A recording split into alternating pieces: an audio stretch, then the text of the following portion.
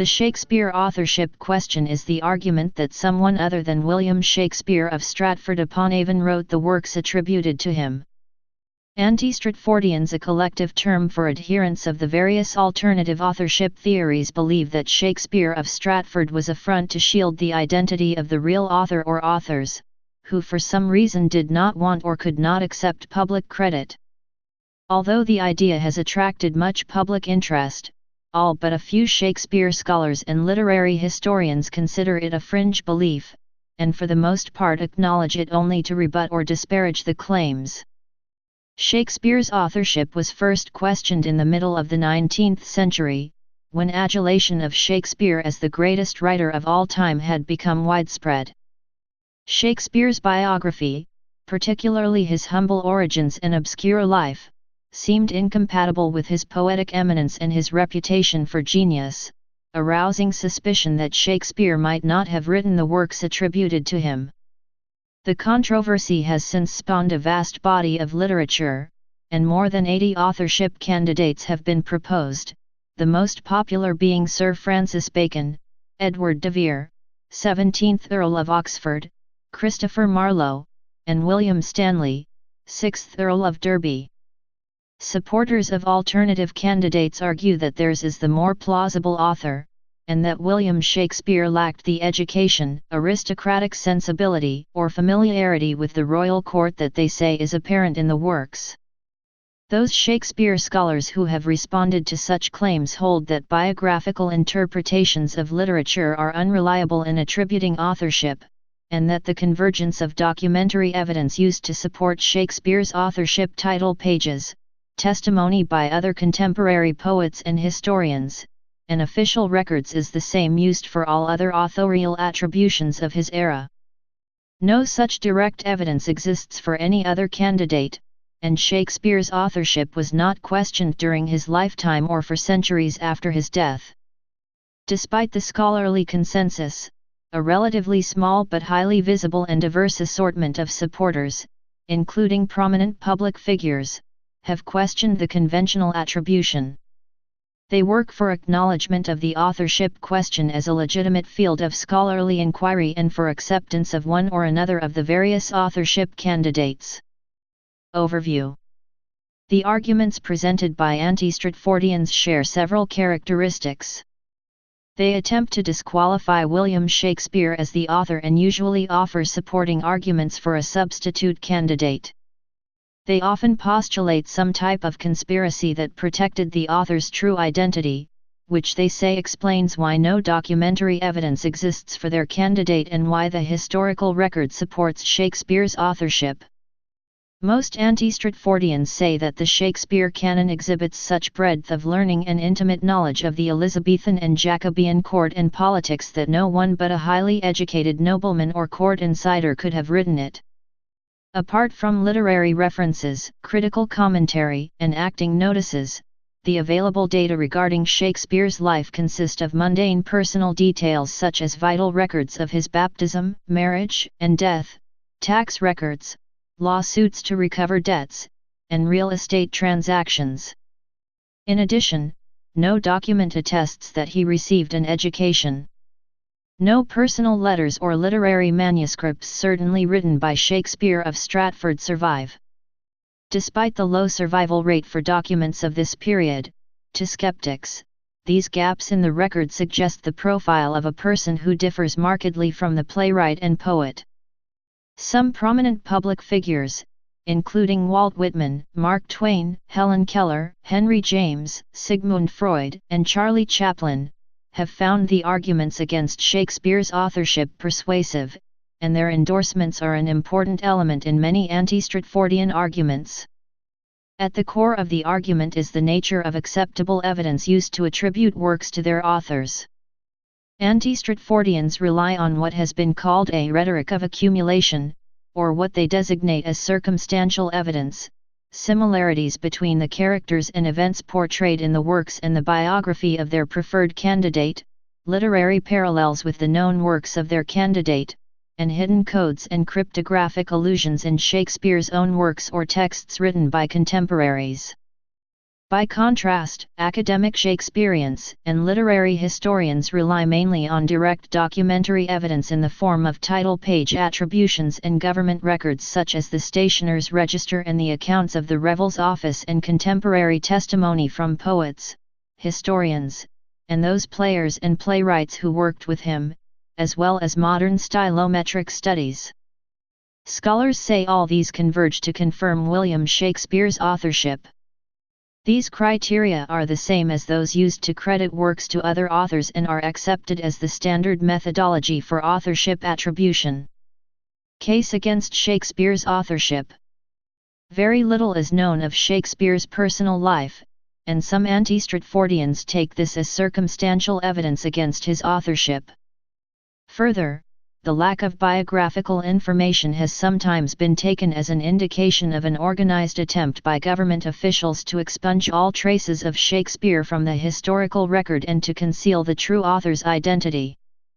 For example, a lack of attendance records for Stratford's grammar school is taken as suggesting that they may have been destroyed to hide proof that Shakespeare did not attend. Shakespeare's background. Shakespeare was born, brought up, and buried in Stratford-upon-Avon, where he maintained a household throughout the duration of his career in London.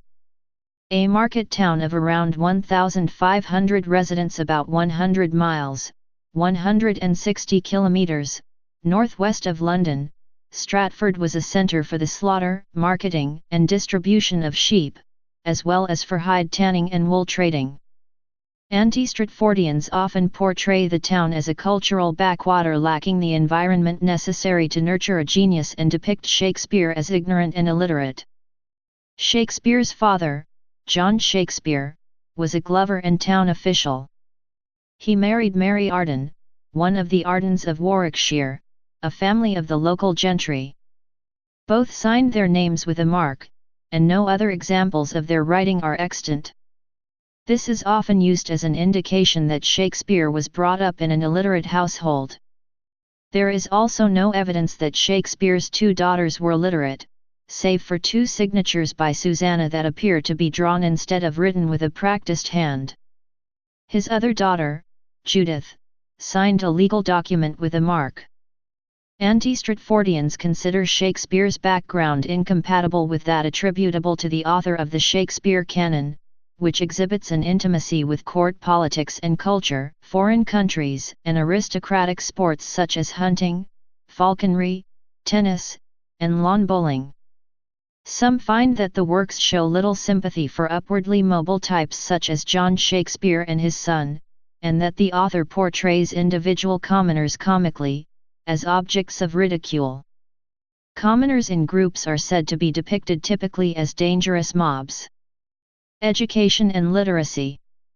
The absence of documentary proof of Shakespeare's education is often a part of anti-Stratfordian arguments. The Free King's New School in Stratford, established 1553, was about 0.5 miles, 0.8 kilometers, from Shakespeare's boyhood home. Grammar schools varied in quality during the Elizabethan era, but grammar school curricula were largely similar. The basic Latin text was standardized by royal decree, and the school would have provided an intensive education in Latin grammar, the classics, and rhetoric at no cost. The headmaster, Thomas Jenkins, and the instructors were Oxford graduates. No student registers of the period survive, so no documentation exists for the attendance of Shakespeare or any other pupil, nor did anyone who taught or attended the school ever record that they were his teacher or classmate. This lack of documentation is taken by many anti-Stratfordians as evidence that Shakespeare had little or no education. Anti-Stratfordians also question how Shakespeare, with no record of the education and cultured background displayed in the works bearing his name, could have acquired the extensive vocabulary found in the plays and poems. The author's vocabulary is calculated to be between 17,500 and 29,000 words. No letters or signed manuscripts written by Shakespeare survive. The appearance of Shakespeare's 6 surviving authenticated signatures, which they characterize as an illiterate scrawl, is interpreted as indicating that he was illiterate or barely literate. All are written in secretary hand, a style of handwriting common to the era, particularly in playwriting, and 3 of them utilize breviagraphs to abbreviate the surname. Name as a pseudonym. In his surviving signatures, William Shakespeare did not spell his name as it appears on most Shakespeare title pages. His surname was spelled inconsistently in both literary and non-literary documents, with the most variation observed in those that were written by hand. This is taken as evidence that he was not the same person who wrote the works, and that the name was used as a pseudonym for the true author. Shakespeare's surname was hyphenated as Shakespeare or Shakespeare on the title pages of 15 of the 48 individual quarto, or Q, editions of Shakespeare's plays. 16 were published with the author unnamed, and in 2 of the 5 editions of poetry, published before the first folio. Of those 15 title pages with Shakespeare's name hyphenated, 13 are on the title pages of just 3 plays: Richard II, Q2 1598, Q3 1598, Q4 1608, and Q5 1615, Richard III, Q2 1598, Q3 1602, Q4 1605, Q5 1612, and Q6 1622, and Henry IV, Part 1, Q2 1599, Q3 1604, Q4 1608, and Q5 1613. The hyphen is also present in one cast list and in 6 literary allusions published between 1594 and 1623. This hyphen use is construed to indicate a pseudonym by most Anti-Stratfordians, who argue that fictional descriptive names, such as Master Shutai and Sir Luckless Wooall, were often hyphenated in plays, and pseudonyms such as Tom Tell Truth were also sometimes hyphenated. Reasons proposed for the use of Shakespeare as a pseudonym vary, usually depending upon the social status of the candidate. Aristocrats such as Derby and Oxford supposedly used pseudonyms because of a prevailing stigma of print, a social convention that putatively restricted their literary works to private and courtly audiences as opposed to commercial endeavors at the risk of social disgrace if violated. In the case of commoners, the reason was to avoid prosecution by the authorities, Bacon to avoid the consequences of advocating a more republican form of government, and Marlowe to avoid imprisonment or worse after faking his death and fleeing the country. Lack of documentary evidence. Anti-Stratfordians say that nothing in the documentary record explicitly identifies Shakespeare as a writer, that the evidence instead supports a career as a businessman and real estate investor, that any prominence he might have had in the London theatrical world, aside from his role as a front for the true author, was because of his money lending, trading in theatrical properties, acting, and being a shareholder. They also believe that any evidence of a literary career was falsified as part of the effort to shield the true author's identity. All the alternative authorship theories reject the surface meanings of Elizabethan and Jacobean references to Shakespeare as a playwright and instead look for ambiguities and codes. They identify him with such characters as the literary thief poet Ape in Ben Jonson's poem of the same name and the foolish poetry lover Gulliver in the university play The Return from Parnassus, performed c. 1601. Such characters are taken as broad hints indicating that the London theatrical world knew Shakespeare was a front for an anonymous author. Similarly, praises of Shakespeare the writer, such as those found in the first folio, are explained as references to the real author's pen name, not the man from Stratford. Circumstances of Shakespeare's death. Shakespeare died on April 23, 1616 in Stratford, leaving a signed will to direct the disposal of his large estate. The language of the will is mundane and unpoetic and makes no mention of personal papers, books, poems, or the 18 plays that remained unpublished at the time of his death.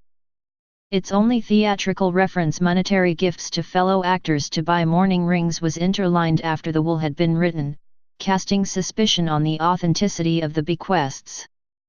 Any public mourning of Shakespeare's death went unrecorded, and no eulogies or poems memorializing his death were published until 7 years later as part of the front matter in the first folio of his plays. Oxfordians think that the phrase "our ever-living poet," an epithet that commonly eulogized a deceased poet as having attained immortal literary fame, included in the dedication to Shakespeare's sonnets that were published in 1609, was a signal that the true poet had died by then. Oxford had died in 1604, 5 years earlier. Shakespeare's funerary monument in Stratford consists of a demi-figure effigy of him with pen in hand and an attached plaque praising his abilities as a writer. The earliest printed image of the figure, in Sir William Dugdale's Antiquities of Warwickshire, 1656, differs greatly from its present appearance. Some authorship theorists argue that the figure originally portrayed a man clutching a sack of grain or wool that was later altered to help conceal the identity of the true author. In an attempt to put to rest such speculation, in 1924 M. H. Spielman published a painting of the monument that had been executed before the 1748 restoration, which showed it very similar to its present-day appearance. The publication of the image failed to achieve its intended effect, and in 2005 Oxfordian Richard Kennedy proposed that the monument was originally built to honor John Shakespeare, William's father, who by tradition was a considerable dealer in wool. Case for Shakespeare's authorship. Nearly all academic Shakespeareans believe that the author referred to as Shakespeare was the same William Shakespeare who was born in Stratford-upon-Avon in 1564 and who died there in 1616. He became an actor and shareholder in the Lord Chamberlain's Men, later the King's Men, the playing company that owned the Globe Theatre, the Blackfriars Theatre, and exclusive rights to produce Shakespeare's plays from 1594 to 1642. Shakespeare was also allowed the use of the honorific gentleman after 1596 when his father was granted a coat of arms. Shakespeare scholars see no reason to suspect that the name was a pseudonym or that the actor was a front for the author. Contemporary records identify Shakespeare as the writer. Other playwrights such as Ben Jonson and Christopher Marlowe came from similar backgrounds, and no contemporary is known to have expressed doubts about Shakespeare's authorship. While information about some aspects of Shakespeare's life is sketchy, this is true of many other playwrights of the time. Of some, next to nothing is known. Others, such as Jonson, Marlowe, and John Marston, are more fully documented because of their education, close connections with the court, or brushes with the law. Literary scholars employ the same methodology to attribute works to the poet and playwright William Shakespeare as they use for other writers of the period, the historical record and stylistic studies, and they say the argument that there is no evidence of Shakespeare's authorship is a form of fallacious logic known as argumentum ex silentio, or argument from silence, since it takes the absence of evidence to be evidence of absence. They criticize the methods used to identify alternative candidates as unreliable and unscholarly, arguing that their subjectivity explains why at least as many as 80 candidates have been proposed as the true author. They consider the idea that Shakespeare revealed himself autobiographically in his work as a cultural anachronism. It has been a common authorial practice since the 19th century, but was not during the Elizabethan and Jacobean eras. Even in the 19th century, beginning at least with Hazlitt and Keats, critics frequently noted that the essence of Shakespeare's genius consisted in his ability to have his characters speak and act according to their given dramatic natures, rendering the determination of Shakespeare's authorial identity from his works that much more problematic. Historical evidence. The historical record is unequivocal in assigning the authorship of the Shakespeare canon to a William Shakespeare. In addition to the name appearing on the title pages of poems and plays, this name was given as that of a well-known writer at least 23 times during the lifetime of William Shakespeare of Stratford. Several contemporaries corroborate the identity of the playwright as an actor, and explicit contemporary documentary evidence attests that the Stratford citizen was also an actor under his own name. In 1598, Francis Mears named Shakespeare as a playwright and poet in his Paul Addistomia, referring to him as one of the authors by whom the English tongue is mightily enriched. He names 12 plays written by Shakespeare, including 4 which were never published in quarto: The Two Gentlemen of Verona, The Comedy of Errors, Love's Labours I, and King John, as well as ascribing to Shakespeare some of the plays that were published anonymously before 1598: Titus Andronicus, Romeo and Juliet, and Henry IV, Part 1. He refers to Shakespeare's Segred sonnets among his private friends 11 years before the publication of the sonnets. In the rigid social structure of Elizabethan England, William Shakespeare was entitled to use the honorific gentleman after his father was granted a coat of arms in 1596. This honorific was conventionally designated by the title Master or its abbreviations Mr. or M prefixed to the name. The title was included in many contemporary references to Shakespeare, including official and literary records, and identifies William Shakespeare of Stratford as the author. Examples from Shakespeare's lifetime include 2 official stationer's entries. One is dated August 23, 1600 and entered by Andrew Wise and William Aspley. On trade for their copies vender the hands of the wardens. 2 books. The one called, Much Ado About Nothinga. Thother the second part of the history of King Henry III with the humours of Sister John Falstaff, written by M.R. Shakespeare. Zd. The other is dated November 26, 1607 and entered by Nathaniel Butter and John Busby. On trade for their copy under Thandas of Sister George Buc Knight and Thwardens a book called Mr. William Shakespeare. His history of King Lear as Whitey was played before the King's Majesty at Whitehall vipon St. Stephen's night at Christmas last by His Majesties Cervantes playing visually at the Globe on the Bankside VJD. This latter appeared on the title page of King Lear Q1, 1608, as M.V. William Shakespeare, his true chronicle history of the life and death of King Lear, and his 3 daughters. Shakespeare's social status is also specifically referred to by his contemporaries in Epigram 159 by John Davies of Hereford in his The Scourge of Folly, 1611 to our English Terence, Mr. Will. Shakespeare, Epigram 92 by Thomas Freeman in his Run and a Great Cast, 1614 to Master W. Shakespeare, and in historian John Stowe's list of our modern and present excellent poets in his Annals, printed posthumously in an edition by Edmund Howes, 1615, which reads, M. Willie Shakespeare Gentleman.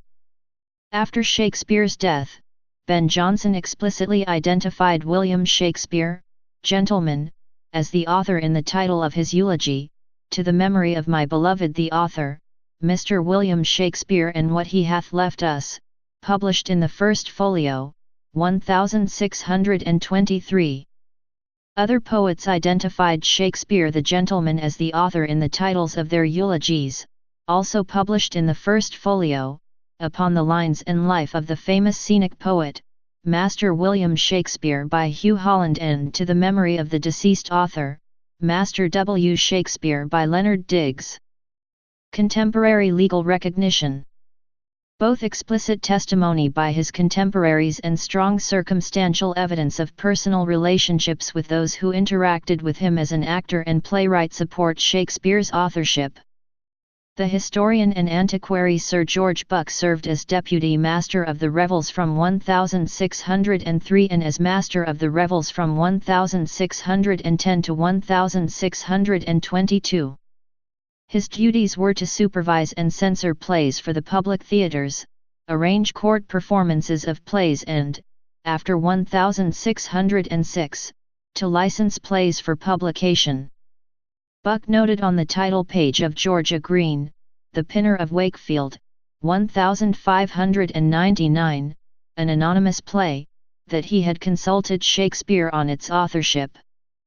Buc was meticulous in his efforts to attribute books and plays to the correct author, and in 1607 he personally licensed King Lear for publication as written by Master William Shakespeare. In 1602, Ralph Brooke, the York Herald, accused Sir William de Thick, the Garter King of Arms, of elevating 23 unworthy persons to the gentry. One of these was Shakespeare's father, who had applied for arms 34 years earlier but had to wait for the success of his son before they were granted in 1596. Brooke included a sketch of the Shakespeare arms, captioned Shakespeare ye Player by Garter. The grants, including John Shakespeare's, were defended by de Thick and Clarence's King of Arms William Camden, the foremost antiquary of the time. In his Remains Concerning Britain published in 1605, but finished 2 years previously and before the Earl of Oxford died in 1604, Camden names Shakespeare as one of the most pregnant wits of these ages or times, whom succeeding ages may justly admire. Recognition by fellow actors, playwrights, and writers. Actors John Hemmings and Henry Condell knew and worked with Shakespeare for more than 20 years. In the 1623 first folio, they wrote that they had published the folio only to keep the memory of so worthy a friend, and fellow aliu, as was our Shakespeare, by humble offer of his plays. The playwright and poet Ben Jonson knew Shakespeare from at least 1598, when the Lord Chamberlain's men performed Jonson's play Every Man in His Humour at the Curtain Theatre with Shakespeare as a cast member. The Scottish poet William Drummond recorded Jonson's often contentious comments about his contemporaries. Jonson criticized Shakespeare as lacking arte and for mistakenly giving Bohemia a coast in The Winter's Tale. In 1641, 4 years after Jonson's death, private notes written during his later life were published. In a comment intended for posterity, Timber or Discoveries, he criticizes Shakespeare's casual approach to playwriting, but praises Shakespeare as a person. I loved the man, and do honor his memory, on this side idolatry, as much as any. He was, indeed, honest, and of an open, and free nature, had an excellent fancy, brave notions, and gentle expressions. In addition to Ben Jonson, other playwrights wrote about Shakespeare, including some who sold plays to Shakespeare's company. 2 of the 3 Parnassus plays produced at St. John's College, Cambridge, near the beginning of the 17th century mentioned Shakespeare as an actor, poet, and playwright who lacked a university education.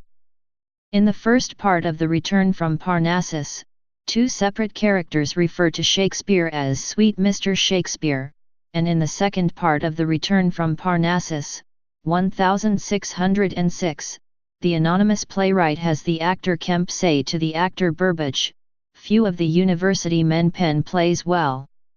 Why, here's our fellow Shakespeare puts them all down." An edition of The Passionate Pilgrim, expanded with an additional 9 poems written by the prominent English actor, playwright, and author Thomas Heywood, was published by William Jaggard in 1612 with Shakespeare's name on the title page. Heywood protested this piracy in his Apology for Actors, 1612, adding that the author was much offended with M. Jaggard, that altogether unknown to him, presumed to make so bold with his name. That Heywood stated with certainty that the author was unaware of the deception, and that Jaggard removed Shakespeare's name from unsold copies even though Heywood did not explicitly name him, indicates that Shakespeare was the offended author. Elsewhere, in his poem Hierarchy of the Blessed Angels, 1634, Heywood affectionately notes the nicknames his fellow playwrights had been known by. Of Shakespeare, he writes, "Our modern poets to that pass are driven, Those names are curtailed which they first had given. And, as we wished to have their memories drowned, we scarcely can afford them half their sound. Mellifluous Shakespeare, whose enchanting quill commanded mirth or passion, was but will. Playwright John Webster, in his dedication to the White Devil, 1612, wrote, and lastly, without wrong last to be named, the right happy and copious industry of M. Shakespeare, M. Decker, and M. Haywood, wishing what I write might be read in their light, here using the abbreviation M to denote master, a form of address properly used of William Shakespeare of Stratford, who was titled a gentleman. In a verse letter to Ben Jonson dated to about 1608, Francis Beaumont alludes to several playwrights, including Shakespeare, about whom he wrote, "Here I would let slip, if I had any in me, scholarship. And from all learning keep these lines as clear as Shakespeare's best are, which our heirs shall hear." Preachers apt to their auditors to show how far sometimes a mortal man may go by the dim light of nature. Shakespeare's death, the historical perspective. The monument to Shakespeare, erected in Stratford before 1623, bears a plaque with an inscription identifying Shakespeare as a writer. The first two Latin lines translate to "In judgment Apuleian, in genius Socrates, in art Amaro, the earth covers him, the people mourn him, Olympus possesses him," referring to Nestor, Socrates, Virgil, and Mount Olympus. The monument was not only referred to in the first folio, but other early 17th century records identify it as being a memorial to Shakespeare and transcribe the inscription. Sir William Dugdale also included the inscription in his Antiquities of Warwickshire, 1656, but the engraving was done from a sketch made in 1634 and, like other portrayals of monuments in his work, is not accurate. Shakespeare's will, executed on March 25, 1616, bequeaths to my fellows John Heminge, Richard Burbage and Henry Cundell 26 shilling 8 apiece to buy them rings. Numerous public records, including the royal patent of May 19, 1603 that chartered the King's Men, establish that Phillips, Hemmings, Burbage, and Condell were fellow actors in the King's Men with William Shakespeare. Two of them later edited his collected plays. Anti-Stratfordians have cast suspicion on these bequests, which were interlined, and claim that they were added later as part of a conspiracy. However, the will was proved in the prerogative court of the Archbishop of Canterbury, George Abbot, in London on June 22, 1616, and the original was copied into the court register with the bequests intact. John Tailor was the first poet to mention in print the deaths of Shakespeare and Francis Beaumont in his 1620 book of poems The Praise of Hemp Seed. Both had died 4 years earlier, less than 2 months apart. Ben Jonson wrote a short poem to the reader commending the first folio engraving of Shakespeare by Droeshout as a good likeness. Included in the prefatory commendatory verses was Jonson's lengthy eulogy to the memory of my beloved, the author Mr. William Shakespeare, and what he hath left us, in which he identifies Shakespeare as a playwright, a poet, and an actor, and writes, "Sweet swan of Avon, what a sight it were to see thee in our waters yet appear, and make those flights upon the banks of Thames, that so did take Eliza, and our James." Here Jonson links the author to Stratford's river, the Avon, and confirms his appearances at the courts of Elizabeth I and James I. Leonard Diggs wrote the elegy to the memory of the deceased author Master W. Shakespeare that was published in the folio, in which he refers to thy Stratford monument. Brought up 4 miles from Stratford-upon-Avon in the 1590s, Diggs was the stepson of Shakespeare's friend, Thomas Russell, whom Shakespeare in his will designated as overseer to the executors. William Bass wrote an elegy entitled On Mr. W. M. Shakespeare sometime between 1616 and 1623, in which he suggests that Shakespeare should have been buried in Westminster Abbey next to Chaucer, Beaumont, and Spenser. This poem circulated very widely in manuscript and survives today in more than 24 contemporary copies. Several of these have a fuller, variant title on Mr. William Shakespeare, he died in April 1616, which unambiguously specifies that the reference is to Shakespeare of Stratford. Evidence for Shakespeare's. Please subscribe and thanks for watching.